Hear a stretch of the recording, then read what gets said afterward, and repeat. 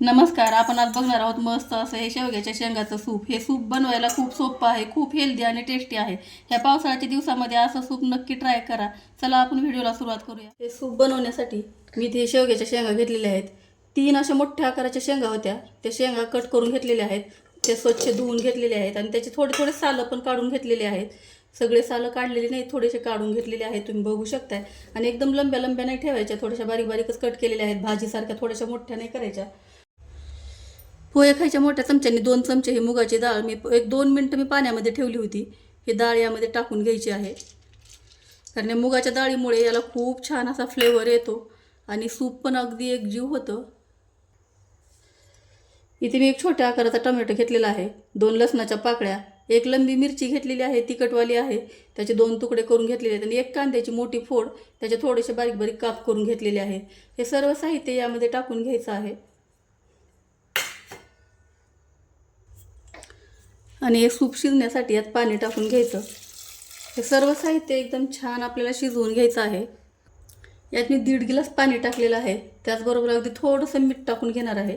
जास्त मीठ टाकायचं नाही आपल्याला. परत यामध्ये पाणी टाकून आपल्याला ज्यावेळेस बारीक करतो आपण सूप आणि परत शिजायला ठेवणार आहे त्यावेळेस आपल्याला लागेल इतकं मीठ टाकून घ्यायचं आहे. सध्या हे साहित्य शिजण्यापुरतं अगदी थोडंसं मीठ टाकलेलं आहे. कुकरला झाकण लावून याला 4 शिट्ट्या करून घ्यायच्या मीडियम गॅसवरच. इथे आपला कुकर झालेला आहे. 4 शिट्ट्या घेतल्या तर एकदम मिडियम गॅसवर आणि कुकर छान झालेला आहे, तुम्ही बघू शकताय. सर्व साहित्य एकदम छान शिजलेलं आहे. हे मॅशरच्या साह्याने आपल्याला यातच असं बारीक करून घ्यायचं, कारण सर्व साहित्य एकदम छान मिक्स होतं आणि याला छान हे मॅशरने रगडून घ्यायचं आहे. हे सर्व साहित्य मी छान असं मिक्स करून घेतलेले रगडून, तुम्ही बघू शकताय. ज्या शेंगा टाकल्या होत्या त्यातलं पण हे सर्व गर निघून आलेलं आहे. हे आपल्याला एका छोट्याशा पातेल्यामध्ये ज्यात आपल्याला सूप बनवायचं आहे त्यातच हे गाळून घ्यायचं. इथे पातेल्यावर मी पुरणाची चाळणी ठेवलेली आहे, त्यावर हे सर्व गर आपल्याला काढून घ्यायचा. ज्यावेळेस पडत नाही त्यावेळेस थोडासा चमच्याने हलवून घ्यायचं, म्हणजे ते पूर्ण आपला जो गर आहे तो पातेल्यामध्ये येतो. सर्व गर खाली येतो आणि जो त्यामध्ये चोथा आहे शेवग्याच्या शेंगाचा, टोमॅटोचा, सर्व चोथा हा वरच्या साईडला राहतो चाळणीच्या आणि सूप एकसारखं एकजीव आपल्याला भेटतं. जे पातेल्यामध्ये राहिलं होतं ते देखील मी सर्वच टाकून घेतलेलं आहे चाळणीवर आणि छान असं चाळणमधून काढून घ्यायचं. तुम्ही बघू शकता एकदम मस्त असं हे सूप निघालेलं आहे आणि फक्त चोथावर राहतोय. हा पूर्ण कोरडा होस तर यातलं काढून घ्यायचा गर. इथे तुम्ही बघू शकता यातला सर्व गर निघालेला आहे. अगदी शेंगा एकदम कोरड्या झाल्या, तुम्ही बघू शकताय. आणि इतका मस्त असा हा गर आपल्याला भेटलेला आहे.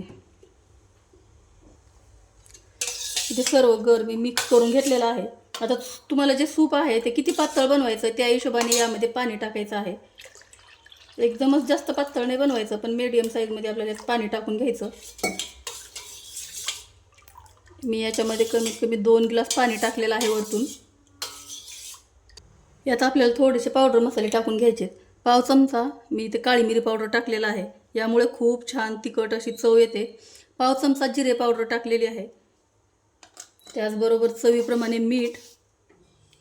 आपण सुरुवातीला पण थोडंसं मीठ टाकलं होतं, इथं आपल्याला जेवढं लागतं तेवढंच आपण चवीप्रमाणे मीठ टाकून घ्यायचं. सूपला अगदी थोडासा रंग येण्यासाठी मी इथे 1-2 चिमूट हळद टाकलेली आहे, जास्त नाही, थोडीशी हळद टाकलेली आहे. त्यामध्ये 1 लिंबाची फोड आहे, ते पिळून घ्यायची, कारण यामुळे खूप छान अशी चव येते ह्या सूपला. या पावसाळ्यामध्ये असं हेल्दी सूप पिलं तर मजाच येणार आहे. तुम्ही एक वेळा अशा पद्धतीचं सूप नक्की ट्राय करा. आता याला आपल्याला 5 मिनटं छान असं गॅसवर हे शिजवून घ्यायचं आहे. इथे गॅसवर मी सूप शिजायला ठेवले.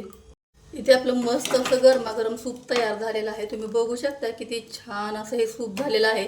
आणि याला रंग पण खूप छान आला आहे. अगदी थोडीशी चिमूट 2 चिमूट हळद टाकली होती आणि एकदम मस्त हे इतकं टेस्टी लागतं. तुम्ही एक वेळ केला तर नक्की हे सूप नेहमी नेहमी बनवाल याची मला खात्री आहे, कारण हे खूप चवीला भारी लागतं. लहान मुलांना तर खूप पौष्टिक असं हे सूप आहे. या सूपमध्ये आपण 1 थेंबही तेलाचा वापर केलेला नाही किंवा तुपाचाही वापर केलेला नाही, पण ज्यामध्ये आपण जे थोडेसे पावडर मसाले, कांदा, कोथिंबीर न टाकता लसण हे सर्व साहित्य टाकतो तेव्हा याला खूप छान चव येते. यामध्ये मी अद्रक अजिबात टाकलेलं नाहीये. तुम्हाला जरी सूपची रेसिपी आवडली तर व्हिडिओला लाईक करा, शेअर करा. चॅनलवर पहिली वेळ असाल तर चॅनलला सबस्क्राईब करा. व्हिडिओ पाहिल्याबद्दल धन्यवाद. थँक्यू.